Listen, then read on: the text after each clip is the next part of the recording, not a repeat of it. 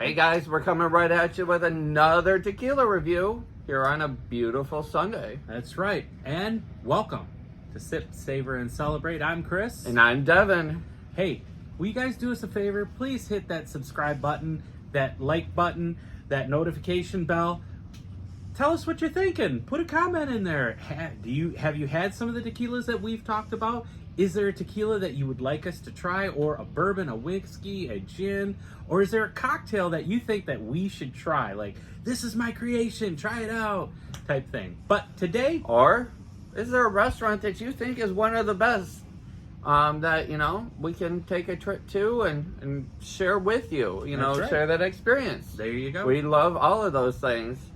We are talking about El Luchador tequila today out That's of right. 1517. That would be the nom. All right, let's take a look, see how this puppy's made. Because I've been wanting to. Now, I know we kind of cheated a little bit. This is my project.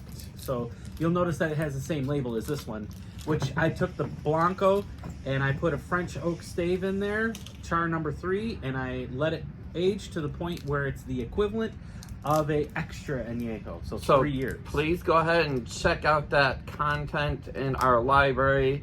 That is a great show.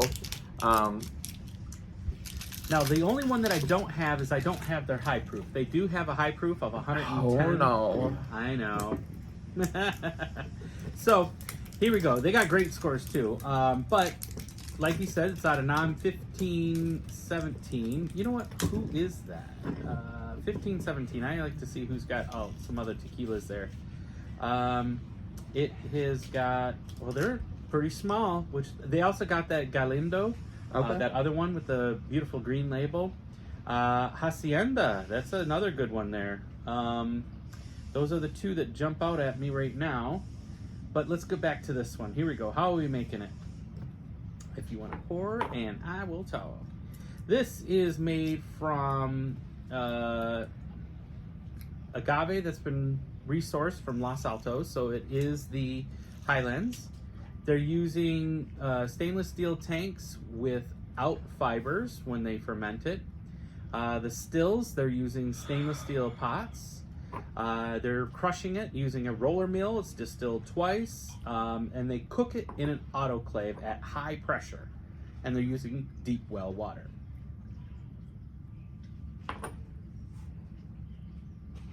Ooh, I like that stuff. The nose on this bottle is amazing, guys. It's got an interesting, I wonder if it's the green label that's giving it a different tint. I don't know. Oh, it's beautiful agave. That's what I'm getting. Just straight up wonderful. It's almost soft. Maybe a little, Wow, it's got some serious viscosity. Look at how long it's taken for that to break. oh, for sure. I like that. Kind of minty or citrus or something. I was thinking like earthy and or chocolatey. Okay. I don't get the chocolate notes, but I can see why you would think that. I'm digging it. I'm digging it. This Blanco journey began at 5,600 feet in the highlands of Los Altos, where the agaves flourish within the iron-rich soils of our state. El Luchador is distilled using artisanal methods and produced and packaged with the utmost respect for the environment. That would explain these And Chris, labels. These labels are very, very much recycled agave. right? And Chris, El Luchador was a famous wrestler. So is this not a celebrity tequila?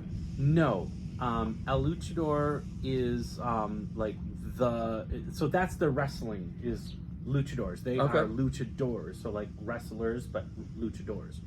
And they're fun to watch. I mean, it's almost comical when they had it. We had a tequila and taco at a local casino, and they had the El Luchadors up there. Just it was kind of funny actually, but no, it's just referring to their So El Luchador is like, the name of like what we would call WrestleMania or whatnot here. Wrestlers. Okay. Wrestlers. Yep. Right. If I'm wrong, put it down in the comments. I could be wrong. That's the way I understand this. But it's beautiful nose. Absolutely. Light, refreshing.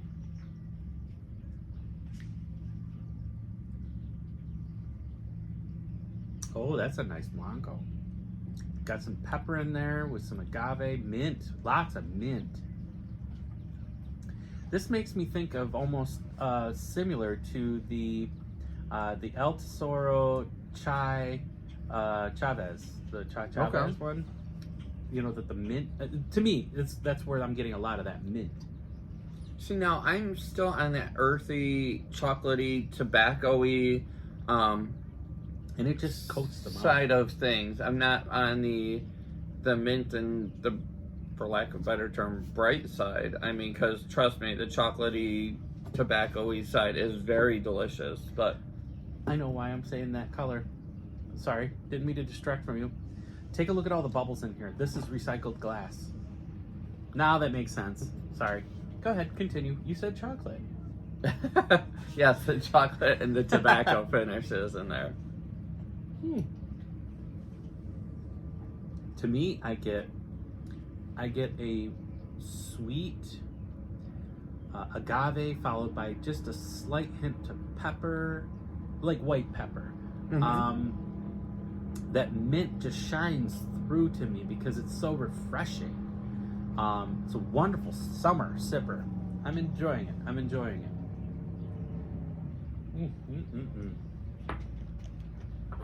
I can't find the mint. Really? Okay. Your mint translates to tobacco to me. Well, that might be today. That's okay. Yeah.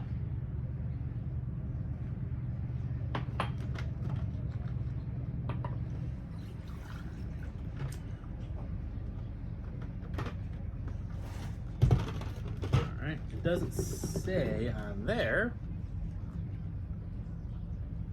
El Luchador, the proof is in the glass. I guess if I would have read a little further, I could have saw that that's what they meant by. They're also doing like the labels are refurbished paper. The glass is recycled glass. Let's see here. They are using. This is a mixed. Nope. Never mind. It's not a mix. It is used wine, French oak barrels. I saw that. That was funny. Missed your mouth a little bit. I did. Good thing it was water. Oh wow. Okay. That's interesting. I sometimes peek to see what other people think about it. Check out Tequila Matchmaker. If you ever want to see if your tequila's made right or how it does.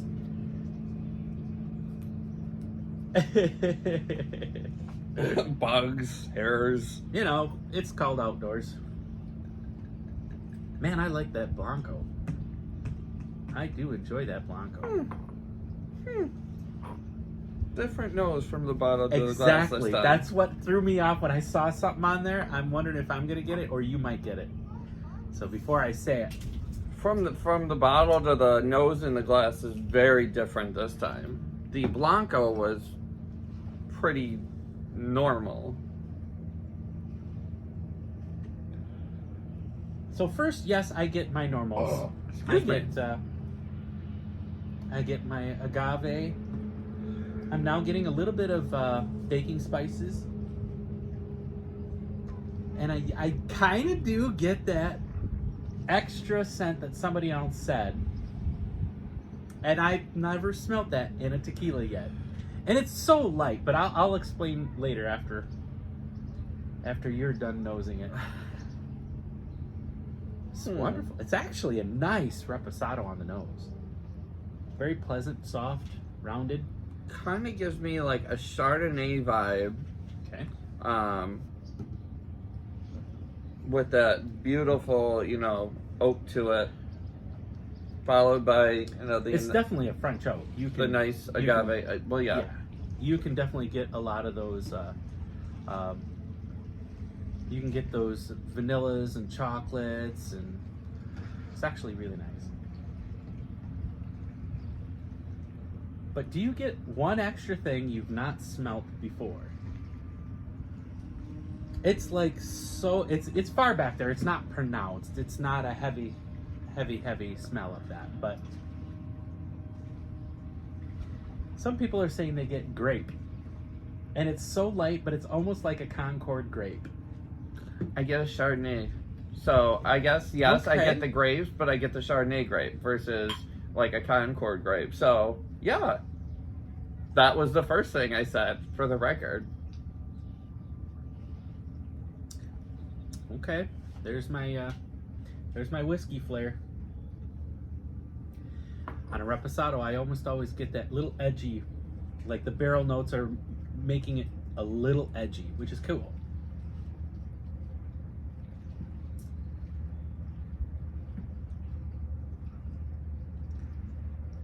I get more pepper this time. I can't say this is a normal repo because it doesn't have like the spices that most repos have from a bourbon barrel or a whiskey barrel. I feel like this being a wine barrel, it is way more subtle on any type of wood that's in there, and I think it still lets the agave shine through. With that, I'm gonna say it again, that Chardonnay being right there. So I lose the grape on this. The grape was on the nose, but very light. On the palate, I get baking spices. I get a little more pepper than I do any of the other parts. I get pepper and agave.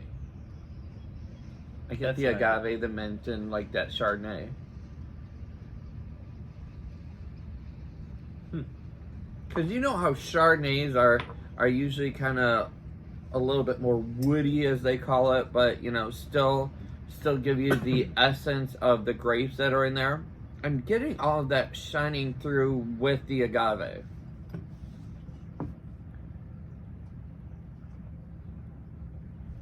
All right, so this said, but on the bottle it says, well, that's interesting. So in TMM it said French oak barrels, but on the back of the bottle it says aged 8 months in white oak barrels on the Reposado. On the Añejo, it says aged for 16 months in white oak barrels.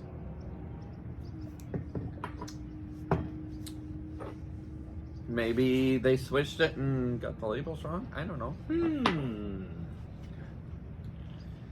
I was gonna say I don't get French oak on that nose, for the record. That's strange. That's strange. No, not French oak on that one. That one is the white oak, or like I keep calling it, a Chardonnay. This says the same thing. It says French oak barrels, but that is French oak. that smells so good. But on the label it says white oak, or white American oak. But either way, we're splitting hairs. But it says used wine casks. Someone had too much tequila that day in the factory when they were sticking on labels. It's okay. Right? But on the nose, right out of the bottle, it smelled wonderful. So, I mean, we are already 2 for 3. Is there any that is sticking out to you that, you know, you would put this up against? I'm not thinking in that dimension at the moment. I'm thinking like, do I like these? Do I not like these? Which, so far, I like them. I have others that are my favorites. But this is actually really good. And you know what else? I didn't look up. What are they going for price-wise? Let me just look that up. What do you get on the nose? What do you get on the nose while I'm looking this up? It is beautiful on the nose. That you definitely get that French oak. So French oak typically equates to, you know, a caramely cream. Plus you get, you know, that beautiful agave right there. Kind of like a finish of like a nice men's like cologne. Okay. So now these are not bad when it comes to the price. So the regular Blanco is $43.99. The El Luchador 110 is $51.99. I don't have that one. The Reposado is $49.99. The Añejo is $70.99. Now, these are available in Michigan. Sweet. So I did find them. They're a little bit more pricier than this. This is right off of Ferment and Still. But these are available here in Michigan. I did get, I got these two over at Midland Liquor. Raul, thank you very much for ordering that up for me, buddy. And this one I ended up getting from Ferment and Still.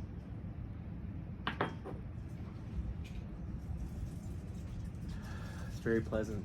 It's just nice and soft and sweet. See, Like an añejo should be, I think. On the I'm nose. slightly getting like an olive to them. Like it's just a subtle like super on the back finish of an olive.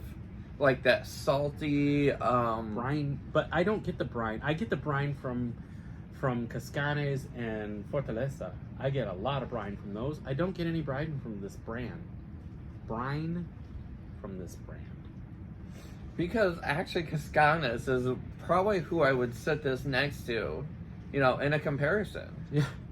Then if that's what you're doing all day long, I would buy this over the Cascanes, because Cascanes, everything is so expensive. Just for the price, but that's the price. But I do like Cascanes, and so far I only have the old nom, so I'm interested to see what they have when they get to the new nom, which is the same nom for the Padrecito. which is That's what number?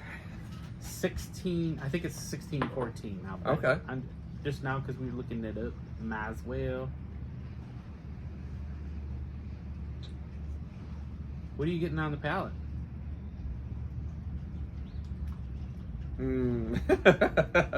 So definitely the caramel, definitely the cream with some almond, Almond. with a follow up of like chocolate and maybe a very hint of mint in there. Yeah, I'll agree. 1614 was right, I'm assuming. I was right. 1614 is the new nom for Cascanes.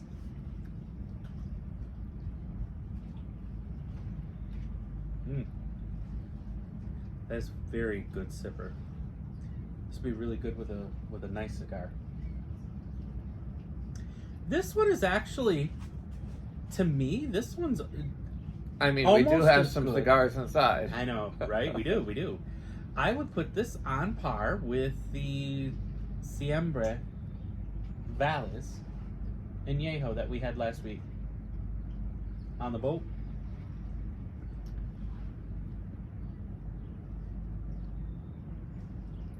I'd give it a good comparison to that. No? Other way. It's really good. For the price. I'm not sure if, again, this is splitting hairs for the record. No. I'm not sure if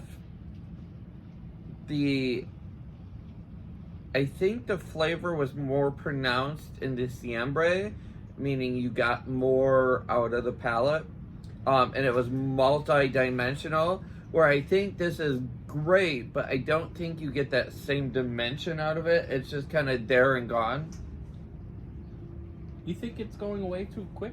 I think it's, cause mine's still lasting on the palate. But I will give you that I think maybe the Siempre Valles is a little bit more complex. A couple more flavors than this. But Again, we are hairs. splitting a hair on this one, and like my hair, not, you know, like Betty White's hair. I almost just spit that out. That was almost alcohol abuse. Well, my hair is shorter than yours and Betty White.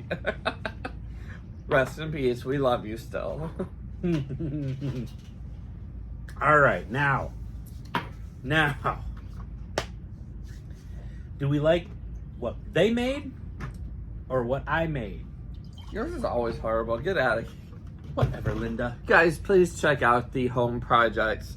I can't remember if this was part 1 or part 2. But this is what we're talking about, is that XA that we turned El Luchador into. Right. So first of all, look at the difference in colors. You can see this one is way deeper in color. And I did for sure use the French oak barrel stave. Have any of you, I know we're 20 minutes in, so I don't 100% expect an answer out of this, but have any of you aged anything with cherry wood? Yeah, I'm interested in that. Well, we had that one. No, Ana Maria. Well, oh yeah. Well, the añejo, yes, absolutely. But I mean, I melted in my chair on that one. On a regular level, because that was a cherry wood blend. Dark But is that is. anyone using a straight cherry wood? What flavors are you getting if you do? We would be curious to know. Yeah. Who it was by that you did the age, how long you aged it, and kind of what you get from it, because I love cherry and it's one of my favorite go-tos. Well, and so cherry wood is something we've been talking about. well, now we have no projects in the work at the moment. So I understand that, maybe and I'm kind of thinking. maybe we should buy the cherry. I'm kind of thinking of Antanasio with cherry wood. Did you even hear me? Yeah, Antanasio and a cherry wood. I did listen. Well, I know you were like. I got lost in my own. I know. I love mine. So that's kind of where I'm like, because typically cherry wood brings a little bit of sweetness to it, so I'm wondering if that would transform that into something completely different.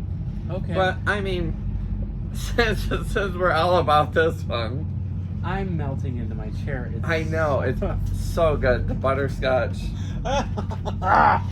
It's so good. And I just took the. Don't worry, I finally got the cobweb off. Don't worry, you saw me taking it off. I had a cobweb on my face and everything else. We got it. Thank you. And that's just taking the under $50 bottle of Blanco, throwing in a French oak stave with a char number 3, and letting it sit. Beyond Barrel, right? Beyond Barrel. I put Shout it in out there to Beyond Barrel. Yeah, and this was over 3 months. 3 months, you get yourself an extra añejo that you literally. Guys, girls, Tastes like a cake today, like a tequila cake. Yeah, and there's nothing but this and a piece of stick. Wood. No, it's wood. And a piece of stick. But hey, guys, we have appreciated you tuning in to us as you watch this throughout the week or whenever you do. Please make sure you share us with your friends. Drop us in our comments about. Let's see, cherrywood, places to go, any tequilas you want to see, or something that you might think is amazing, whether it be a tequila, a bourbon, scotch, a gin, like cognac. We've got I'm working on getting that cognac before we do our cognac tour, because I think it's one of my favorites. So stay tuned. We have great new content coming up. We try to stay tuned twice a week, so we hope you are subscribed. But we love our shorts, and throughout the week when we find something amazing, I love, just for a quick hot second, let's talk about Michigan tequila and all things tequilas. You love to do a roll call. I do. I usually try to do it on Wednesdays. So what's in your glass? And so that is actually something, like the other night I sent you like, hey, what's in your glass? So it is something I've definitely adapted to, because I think it is kind of cool. I wish more of you would participate though. So please head over on Facebook to All Things Tequila, with CJ Agave and Michigan Tequila. That's right. As well. And then join your own tequila community. You'll find out, because we've made a lot of new friends because of our love for tequila. I'm enjoying spirits in general. Well, true. I apologize. I'm sorry, but right now I'm just stuck in my head with the tequila right now. I understand that, but a lot of people. Yeah, what did I buy this week? You wanted a bourbon night. I bought 2 bourbons. Schedule. I bought 2 bourbons and a scotch. I bought 2 bourbons. I know. I can't wait for both of those. Week. Maybe we can get Lane involved in Scotch Day. That's right. So if you're watching this, Lane, get with us. We'd be Well, curious. he's got to get that Macallan 15 he promised. He said he's going to get that Macallan. I told him right where I bought my scotch. That is right my next favorite. door. Right next to it was his Macallan 15. I said it's still sitting on the shelf. That is my favorite, y'all, is a Macallan 15. I've never had it, so I can't tell If you get that, let us know, because I will breed cigars all day for that. And I will make the trip to Detroit to get the right cigars. But guys, we hope you've enjoyed another episode with your host, Chris, and myself. Don't forget to sip, Salud. savor, and celebrate. Celebrate, bro. Cheers.